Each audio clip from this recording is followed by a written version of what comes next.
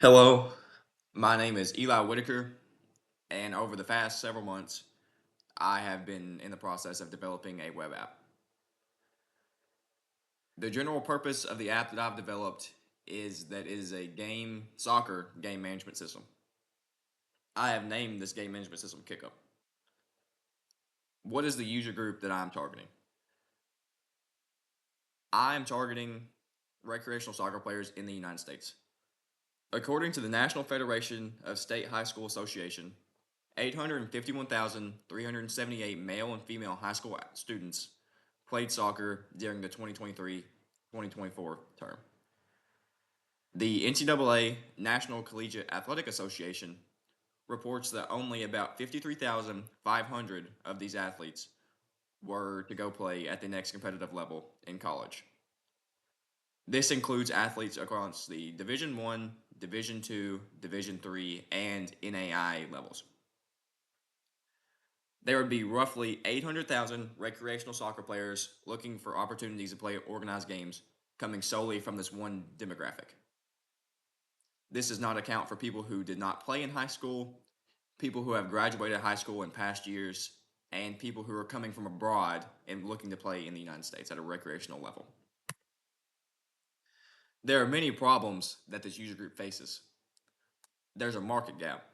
Few, if any, products on the market are available to small consumer groups without support from a large organization such as a university. The competition that I've looked at gears their business toward universities who are capable of paying a large fee to access the entire package, which they will distribute to their constituents. There's lack of structure. A majority of the user group lacks the necessary skills to efficiently organize a soccer game independently. There's a cost barrier. The user group needs access to a service that offers a cost effective monthly subscription. There are health issues in the user group. This group needs accessible, healthy outlets to combat the rising stresses of early adulthood. And finally, ease of use. Customers want something that is easy to use and will connect them with their peers.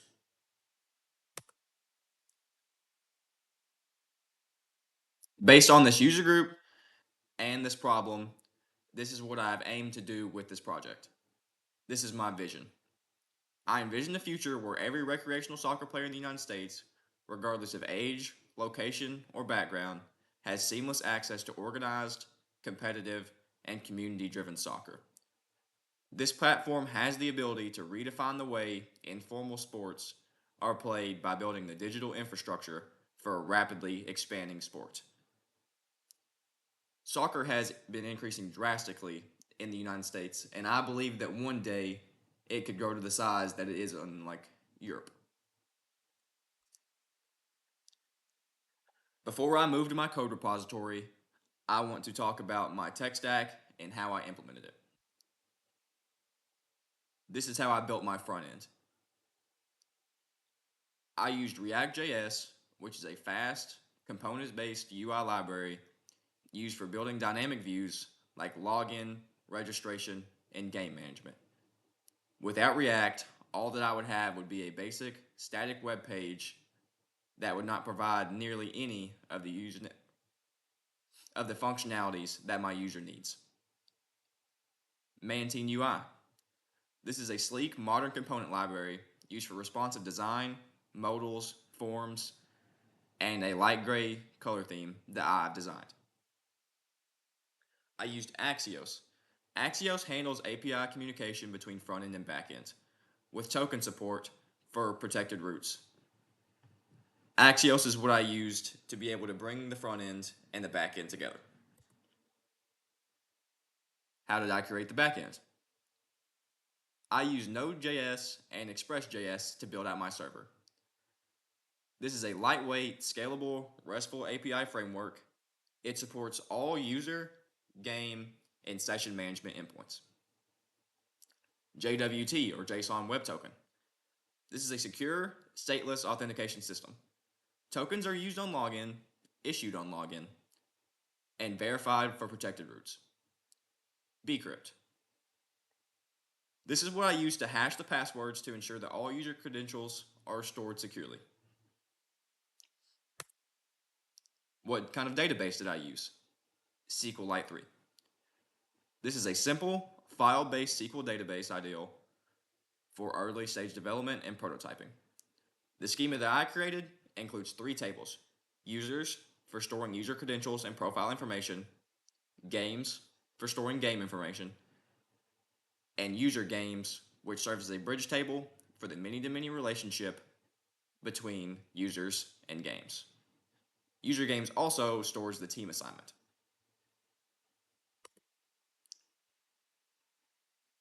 I also needed DevTools and version control. I used Postman to ensure that my API endpoints were behaving correctly. I used a combination of Git and GitHub for version control.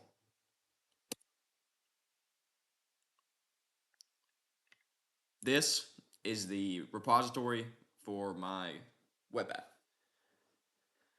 I'll walk you through some of the key files that power the front end, back end, and database.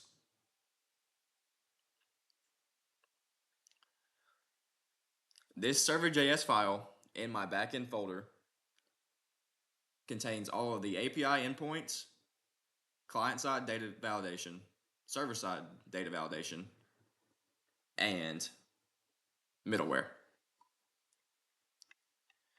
If I go to line 79, this is the endpoint for user registration. This is a root. It checks to make sure that the user is not using an email that is already in the database. It hashes the password using bcrypt. It stores the information that's passed to the root into the database.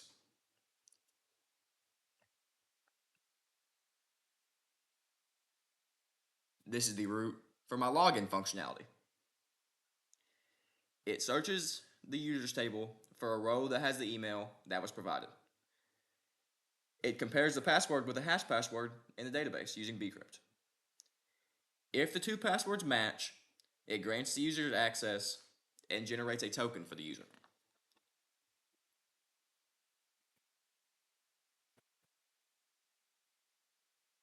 Lines 305 and below contain 3 functions that are used for server-side data validation.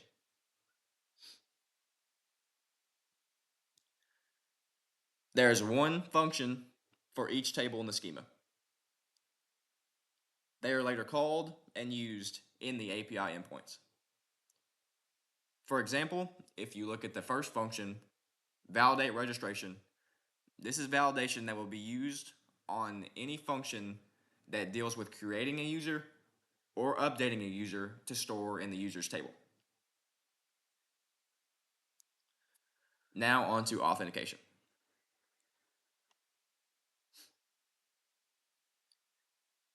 This authentication file is where my JSON web token authentication is stored.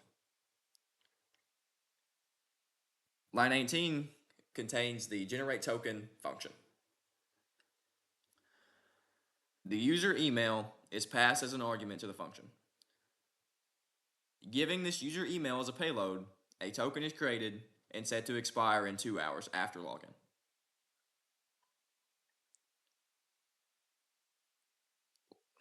Line 28 is the token authentication function. It checks to see if there's a token in the request.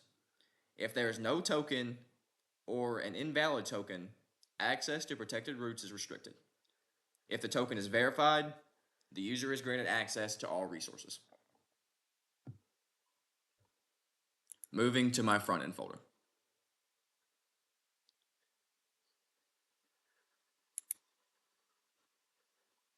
The first component that I want to discuss is the game card.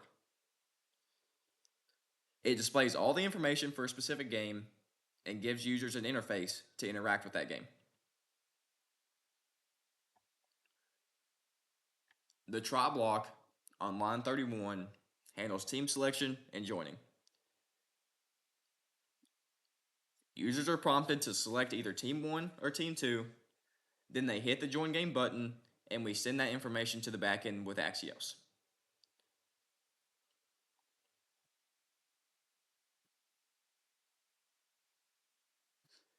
On line 95, When the user clicks view players, we fetch all of the players who have joined this game and filter them into their respective teams. We display this list of players using Mantine's modal and grid components.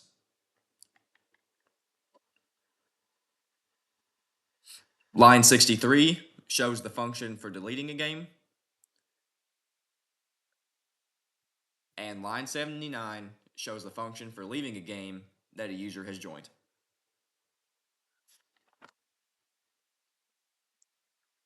The next component that I want to discuss is the home component. This is the first page that users see after logging in. When the page loads, we run this use effect located on line 22 to fetch games from the server. The results are stored in the game's state. This is what makes the list dynamic. If someone creates or deletes a game, this list will always stay in sync.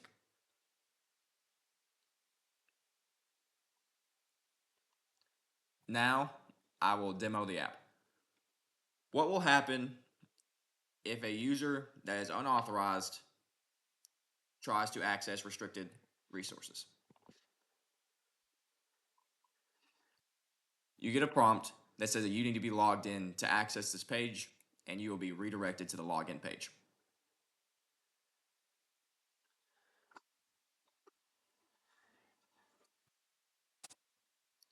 If you don't already have an account, you will have to go in and create one.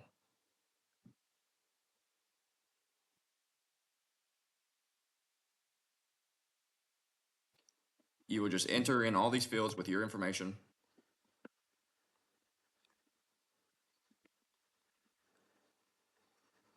Create a password that you will remember.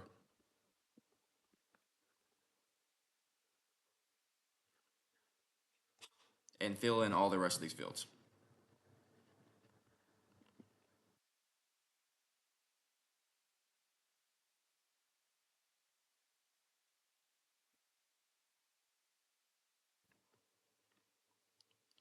You click register,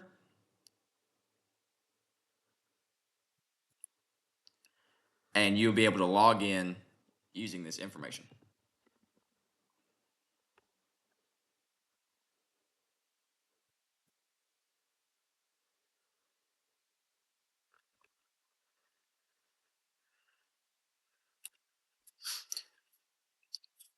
This is the home page that you will see once you log into the application. You can see that I have designed my user interface and user experience to be clean and simple for the user to use. There will be no clutter, and there should be no confusion about what the user should do.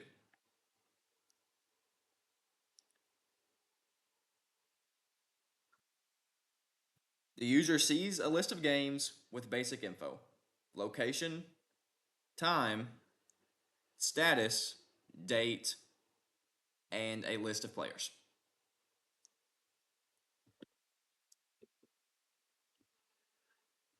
Let's create a new game.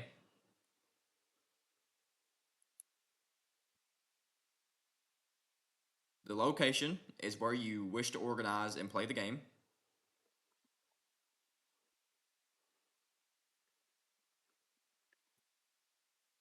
The date of game is what date you will be playing on.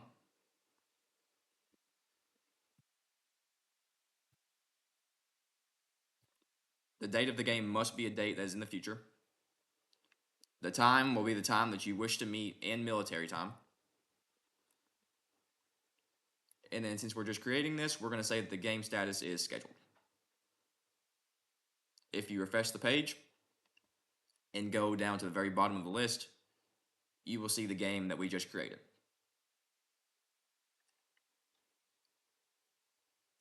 Let's join a game. I want to play in this game, and I want to be on Team 2. Join the game, and then now you can go to the View Players list and see that now Nick Jones, the user that we just created, is on Team 2. If you decide that you do not want to play in this game anymore, you can leave the game. You'll get a prompt that says that you left. And then once you view the player list again, it'll no longer be there.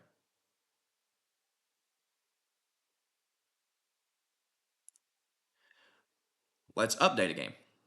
So the game that we just created, you got the wrong time. You want to play it later. Go in and say the game status that you updated it. And if you go to the very bottom, the game will now be updated. If you want to view all the information that you created the profile with, you can go to your profile and it'll show you all of the data for the user with the exception of the password, which I've hidden for security reasons.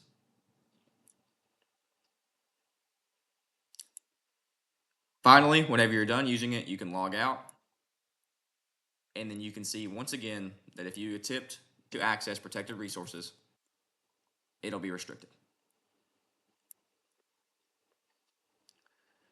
Thank you for taking the time to listen to my pitch today. I will be posting this on YouTube, so if you have questions, I would love to see them in the comments and then respond to you.